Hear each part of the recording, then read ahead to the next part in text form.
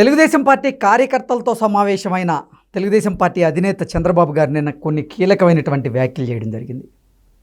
Telugu Desam party కార్యకర్తలు అలిగేటువంటి పరిస్థితికి రానివ్వనని, అలాగే ఇంకెప్పుడు తెలుగుదేశం పార్టీ ఓడిపోయేటువంటి పరిస్థితి కూడా తీసుకురాను అంటూ కీలక వ్యాఖ్యలు చేస్తూనే రోజులో సగం పార్టీ కోసమే కష్టపడతాను అంటూ చంద్రబాబు గారు తెలుగుదేశం పార్టీ కార్యకర్తలను, తెలుగుదేశం పార్టీని ఉద్దేశించి కీలకమైనటువంటి వ్యాఖ్యలు చేసిన నేపథ్యంలో ఆ వ్యాఖ్యల వెనక ఆయన ఉద్దేశం ఏమై ఉండొచ్చు అనేది మనం పూర్తి స్థాయిలో విశ్లేషణ చేసుకుందాం. ప్రస్తుతం మనతో పాటున్నారు ప్రముఖ రాజకీయ విశ్లేషకులు రాజేష్ అప్సాని గారు. సార్తో మాట్లాడదాం. సార్ నమస్తే సార్. నిన్న తెలుగుదేశం పార్టీ కార్యకర్తల సమావేశంలో చంద్రబాబు గారు కొన్ని కీలక వ్యాఖ్యలు చేయడం జరిగింది. అసలు కార్యకర్తలు అలిగేటువంటి పరిస్థితి ఇంకా నేను తీసుకురానని, అలాగే పార్టీ ఓడిపోయేటువంటి పరిస్థితి కూడా ఇక ఉండదు, నేను రోజులో సగం పార్టీ కోసం కష్టపడతాను అంటూ ఆయన నిన్న కొన్ని వ్యాఖ్యలు చేయడం జరిగింది. ఏంటి సార్ ఆ వ్యాఖ్యల వెనక ఆయన ఉద్దేశం ఏమై ఉండొచ్చు?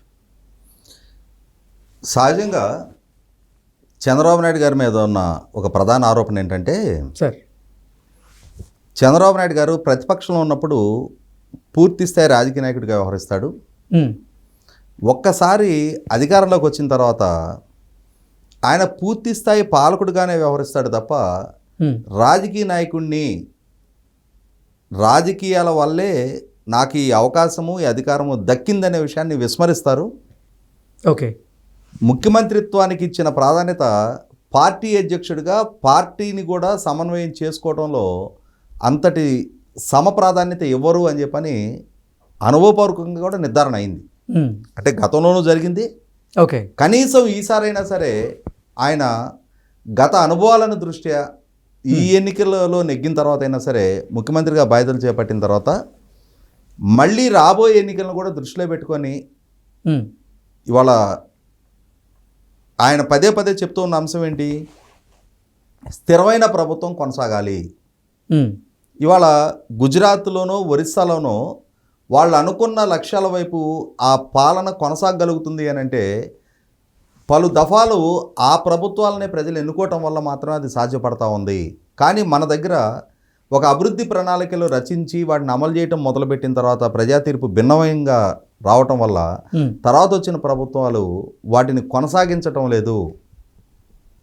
తాను హైదరాబాదులో తాను రచించిన అభివృద్ధి ప్రణాళికల్ని తర్వాత వచ్చిన ప్రభుత్వాలు కొనసాగించడం వల్ల ఇవాళ హైదరాబాదు ఆ స్థాయికి అభివృద్ధి చెందగలిగింది. అక్కడ ఆర్థిక స్థితిగతులు ఆ స్థాయికి ఎమర్జ్ అయ్యాయి.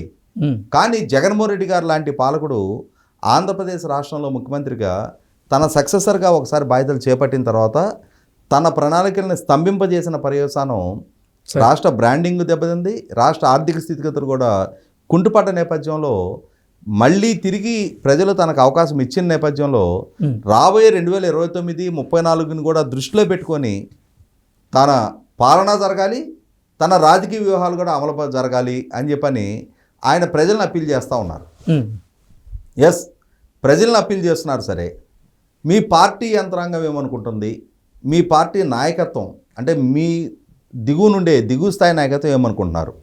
ద్వితీయ శ్రేణి నాయకత్వం ఉంటారు కదా సార్. మీరు ముఖ్యమంత్రి, పార్టీ అధ్యక్షుడు, మీ కింద పనిచేసే మంత్రివర్గం, మీ శాసనసభ్యులు, మీ పార్లమెంటు సభ్యులు, మీ కౌన్సిల్ సభ్యులు, మీ వివిధ హోదాల్లో ఉన్న గ్రామ స్థాయి, మండల స్థాయి, జిల్లా స్థాయి పార్టీ యంత్రాంగం, పార్టీ నిర్మాణం, వాళ్ళు ఏ విధంగా స్పందిస్తూ ఉన్నారు? వాళ్ళని ఏ విధంగా సమన్వయం చేసుకుంటూ ఉన్నారు? ఇవి కూడా చాలా కీలకం. ఓకే, ఇవాళ ప్రజాభిప్రాయం నాయకుడిగా మీకు అనుకూలంగా ఉండొచ్చు, కానీ మీ కింద పనిచేసే నాయకుల పట్ల ప్రజల్లో విముఖత పెరిగితే, మీరు వాళ్ళని రేపు మళ్ళీ అభ్యర్థులకు ఎంపిక చేసుకుంటే, ఈరోజు వాళ్ళ పనితీరు తప్పటడుగులు వేస్తూ ఉన్నప్పుడు చక్కదిద్దాల్సిన బాధ్యత, స్థాయి, అధికారం, హోదా ఉన్న మీరు ఈరోజు కొంత నిర్లిప్తత, ఉదాసీనత ప్రదర్శించి వాళ్ళ తప్పుల పట్ల ఉపేక్షిస్తూ ఉంటే వాళ్ళ పట్ల ప్రజల్లో పెరిగే వ్యతిరేకత అంతిమంగా మీ మీద కూడా పడుతుంది. ఇవాళ బృంద నాయకుడు మీరు సార్, బృందం బృందం కూడా ఏ విధంగా పనిచేస్తుంది అనేది సమన్వయం చేసుకోవాల్సిన బాధ్యత మీ మీద ఉంది. ఇవాళ ఇంతటి ఘన విజయం దక్కిన తర్వాత శ్రేణుల్లో మీ క్యాడర్లో అసంతృప్తి వ్యక్తమవుతుంది అని అంటే కారణం ఏంటి? మీ విధానాల్లో కొంత లోపం ఉంది. ఓకే, మీరు అవలంబిస్తున్న పాలనా తీరులో కొంత లోపం ఉంది. 100కి 100 పాళ్ళు దాన్ని సమన్వయం చేసుకొని కొన్ని కఠినమైన నిర్ణయాలు తీసుకొని తీరాల్సిన అవసరం ఉంది.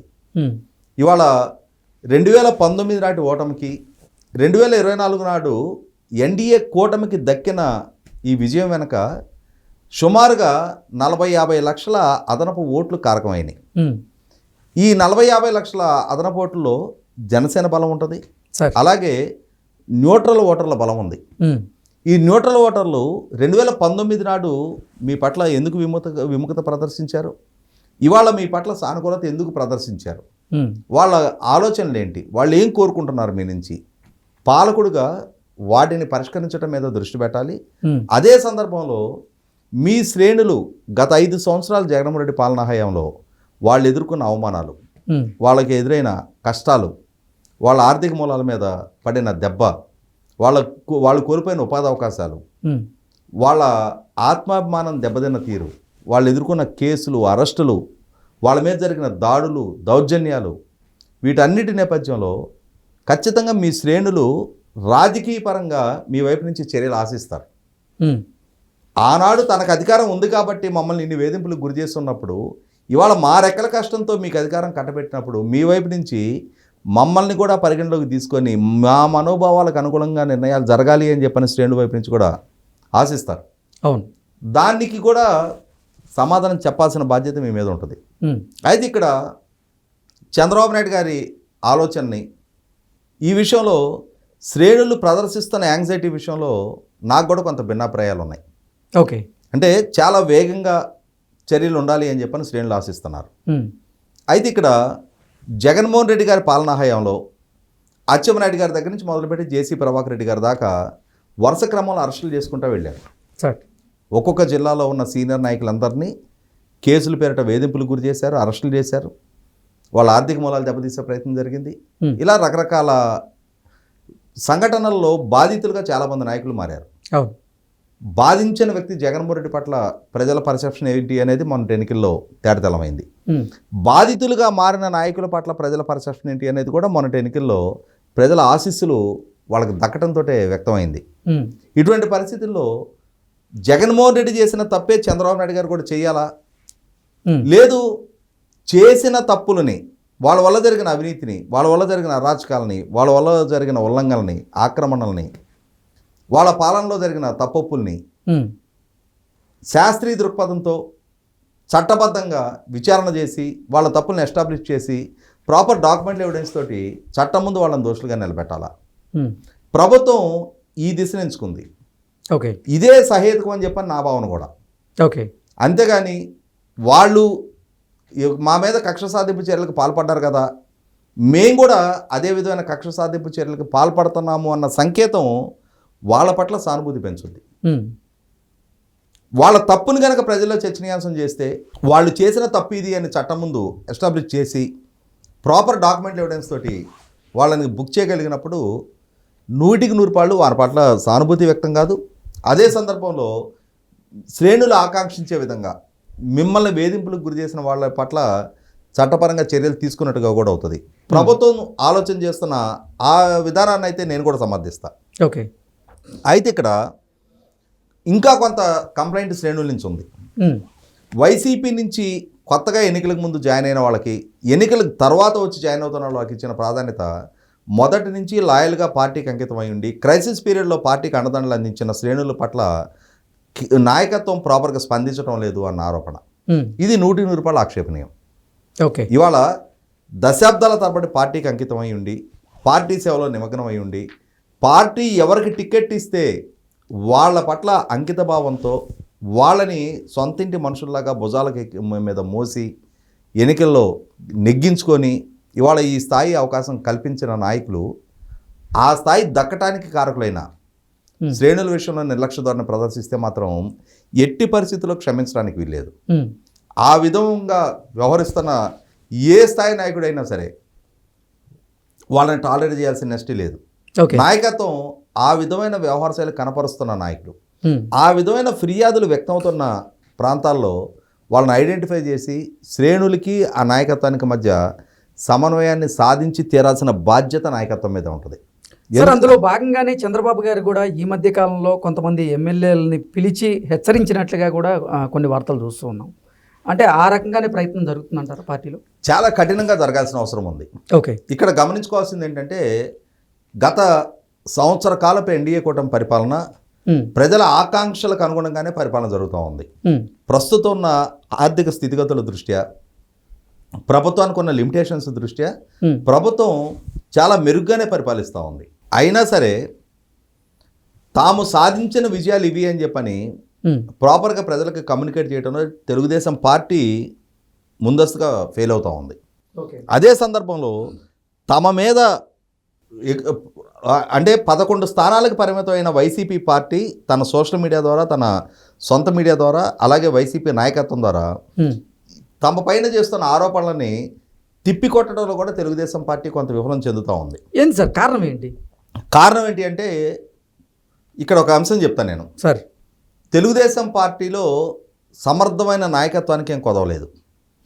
కాకుంటే ఒకసారి రాష్ట్ర విభజన జరగటానికి పూర్వరంగాన్ని కూడా ఒకసారి గుర్తు చేసుకుందాం. ఆ రోజుల్లో తెలుగుదేశం పార్టీ మీద తెలంగాణ వ్యతిరేకిగా ముద్రపడి ఆ రోజు తెలంగాణలో ఉన్న నాయకత్వం, తెలంగాణలో ఉన్న ఉద్యమకారులు తెలుగుదేశం పార్టీని లక్ష్యంగా చేసుకొని విమర్శలు ఎక్కువ పెడతా ఉన్న రోజుల్లో ఆ రోజుల్లో చాలామంది సీనియర్ నాయకులు, తెలుగుదేశం పార్టీకి సంబంధించిన తెలంగాణ ప్రాంత నాయకులు మీడియా చర్చలకు వచ్చి చాలా సమర్థంగా తమ పార్టీ వాణిని చాలా బలంగా వినిపించేవాళ్ళు. అవును. తెలంగాణ ప్రాంతానికి సంబంధించిన హరీష్ రెడ్డి గారు 6 సార్లు శాసనసభ్యుడు, ఆయన దేవేంద్ర గౌడ్ గారు, మండ వెంకటేశ్వరరావు గారు, తుమ్మల నాగేశ్వరరావు గారు, కడెం శ్రీహరి గారు, కొత్తకోట దయాకర్ రెడ్డి గారు, మహబూబ్ నగర్ చంద్రశేఖర్ గారు, ఇట్లా చాలామంది సీనియర్ నాయకులు వాళ్ళు మీడియా చర్చలకు వచ్చి, పెద్దిరెడ్డి గారు, రేవంత్ రెడ్డి గారు వీళ్ళందరూ జూనియర్ వాస్తవంగా, వేం నరేంద్ర రెడ్డి గారు, అంటే ఈ సీనియర్లు కొత్త పాతల కలయికతోటి చాలా సమర్థంగా పార్టీ స్టాండు మీడియా చర్చల్లో వినిపించగలిగేవాళ్ళు. ఓకే. వాళ్ళ మీద ఎక్కువ పెడుతున్న విమర్శలకి అప్పటికప్పుడు ప్రాపర్గా కౌంటర్ చేయగలిగేవాళ్ళు. ఈ విషయంలో ఆంధ్ర ప్రాంత నాయకత్వం ఎందుకో తెలీదు వాళ్ళకి మీడియా చర్చలకు రావాలి అని అంటే ఒక రకమైన చిన్నతనమా, వాళ్ళు చిన్నతనంగా ఫీల్ అవుతున్నారా, మేము దీనికన్నా ఎక్కువ స్థాయికి ఎదిగేసాం, మేము మీడియా చర్చలకు వెళ్ళటం ఏంటి అనే ఒక సుపీరియారిటీ కాంప్లెక్స్ ఎక్కువ మంది నాయకుల్లో ఉంది. ఇప్పటికీ కొందరు నాయకులు అటెండ్ అవుతూ ఉన్నారు. ఓకే. నక్కా ఆనంద్ బాబు గారు ఎప్పుడైనా మీడియా చర్చల్లో పాల్గొంటూ ఉన్నారు, ఆల్పట్ రాజా గారు పాల్గొంటూ ఉన్నారు, తర్వాత బుద్ధా వెంకన్న ఆయన ఎప్పుడైనా పాల్గొంటూ ఉంటుంటారు, గోరంట్ల బుచ్చి చౌదరి గారు, పట్టాభి జాతీయ అధికార ప్రతినిధి, పట్టాభి పాల్గొనడం వేరు, నేనంటుంది శాసనసభ్యులు ఆ స్థాయికి ఎదిగిన వాళ్ళు. గోరంట్ల బుచ్చి చౌదరి గారు పాల్గొంటూ ఉంటారు, ఇదివరకు కోడెల శివప్రసాద్ గారు పాల్గొంటూ ఉండేవారు. మరి ఆ స్థాయి నాయకులు పాల్గొంటూ ఉన్నప్పుడు మరి ఇప్పుడు ఎన్నికైన శాసనసభ్యులు వీళ్ళు ప్రభుత్వ వర్షన్ని ప్రాపర్గా కమ్యూనికేట్ చేయడానికి ఎందుకు వాళ్ళు చొరవ చూపరం? ఇవాళ నిజం గడప దాటేలోపు అబద్ధం ప్రపంచాన్ని చుట్టొస్తుంది అని చెప్పని జగన్మోహన్ రెడ్డి చాలా స్ట్రాటజికల్గా 2014-19 మధ్య కూడా మీ మంచి కన్నా తాను ప్రచారం చేసిన కల్పిత చెడుతోటి మీకు ఎంతటి వ్యతిరేకత ప్రజల్లో సృష్టించాడు అనేది 2019 ఎన్నికల ఫలితాలు కళ్ళ ముందు కనిపిస్తున్న తర్వాత ఇవాళ జగన్మోహన్ రెడ్డి సృష్టించిన విధ్వంసం నుంచి ఇవాళ రాష్ట్రాన్ని కాపాడే లక్ష్యంతో రాష్ట్ర పునర్నిర్మాణానికి కట్టుబడి ఇవాళ చాలా అద్భుతంగా పరిపాలన సాగిస్తూ ఉన్న సందర్భంలో కూడా ఇవాళ ఈ సంవత్సర కాలంలో జరిగిన విజయాల విషయంలో ఎందుకని మీ నాయకులు, ఒక స్థాయిలో నాయకులు కూడా ముందుకొచ్చి మాట్లాడరు, మీడియా చర్చల్లో పాల్గొరు? ఇవాళ సోషల్ మీడియా కానీ లేదు ప్రధాన స్రవంతి మీడియా కానీ ఎంతటి ఇంపాక్ట్ చూపిస్తున్నాయి అనేది అనుభవపూర్వకంగా నిర్ధారణ అయిన తర్వాత వాస్తవంగా 2014-19 మధ్య ఒక విభజన జరిగిన రాష్ట్రాన్ని అక్కడున్న గివెన్ సిచ్యుయేషన్లో చంద్రబాబు నాయుడు గారు చాలా అద్భుతంగా పరిపాలన చేశారు. సంక్షేమాన్ని, అభివృద్ధిని సమపాళల్లో కొనసాగిస్తూ పారిశ్రామిక పెట్టుబడులు రప్పించారు, రాజధానికి పోలవరానికి ఒక రూపం తీసుకొచ్చారు, లక్షలాదిగా ప్రభుత్వ ఉద్యోగాలు భర్తీ చేశారు, 43% ఉద్యోగులకు ఫిట్మెంట్ ఇచ్చారు, 200 రూపాయలు ఉన్న పెన్షన్ 2000 రూపాయలు చేశారు, క్రమం తప్పకుండా క్రెడిట్ క్యాంపులు కండక్ట్ చేశారు, ఇరిగేషన్ రంగాన్ని 68 కోట్లతోటి పరుగులెత్తించారు.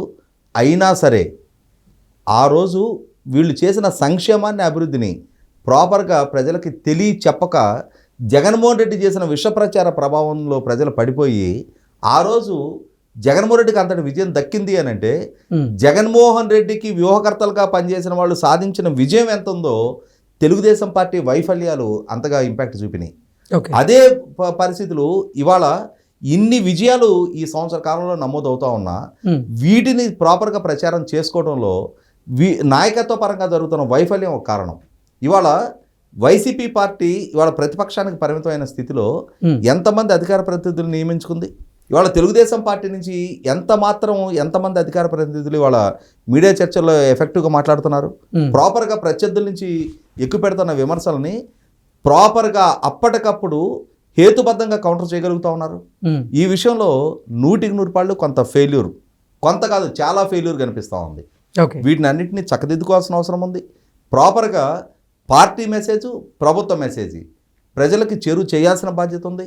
అదే సందర్భంలో ప్రతిపక్షం వైపు నుంచి ఎక్కువ పెట్టబడతా ఉన్న కువిమర్శలకి అప్పటికప్పుడు కనుక ప్రాపర్గా కౌంటర్ చేయకపోతే ఎప్పుడు ఎన్నికలలో ఓటమి చెందనివ్వకుండా తీర్చిదిద్దానని చెప్పనే చంద్రబాబు నాయుడు గారి ఆకాంక్షకు అనుగుణంగా పార్టీ యంత్రాంగం సమాయత్తం కాదు. ఆ విధంగా సమాయత్తం చేయాల్సిన బాధ్యత చంద్రబాబు నాయుడు గారి మీదే ఉంది. అదే సందర్భంలో ఇవాళ లోకేష్ పార్టీలో చంద్రబాబు నాయుడు గారికి చేదోడు వాదోడుగా ఉంటున్నాడు. ఇవాళ పాలనా వ్యవహారాల్లో చంద్రబాబు నాయుడు గారు నిమగ్నమై ఉన్న అవసరమైతే లోకేష్ పార్టీ విషయాల్లో తాను సమన్వయం చేసుకోవాలి. తన వైపు నుంచి క్రియాశీలకంగా వ్యవహరించి సమర్థవంతమైన వాణిని ప్రజలకు చేరువ చేయాలి.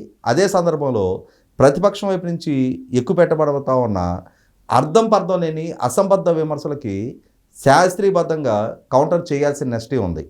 ఆ దిశగా అడుగులు వేసినప్పుడు, ఆ దిశగా పార్టీని యంత్రాంగాన్ని సమాయత్తం చేసినప్పుడు చంద్రబాబు నాయుడు గారు ఆశించినట్టుగా జగన్మోహన్ రెడ్డిని గెలవనివ్వను, పార్టీ ఓడే పరిస్థితి రానివ్వను, కార్యకర్తలు అలిగే పరిస్థితి రానివ్వనని చెప్పనే స్టేట్మెంటు ప్రాక్టికల్గా కూడా మెటీరియలైజ్ అవుద్ది. లేదు అనంటే మళ్ళీ ఇంకొకసారి సంక్షోభ పరిస్థితుల్లోకి తనని తాను నెట్టుకుంటూ పార్టీని కూడా నెట్టిన పరిస్థితులు ఎదురవుతాయి. ఆ పరిస్థితి రాకూడదనే కోరుకుందాం. Okay sir, thank you so much.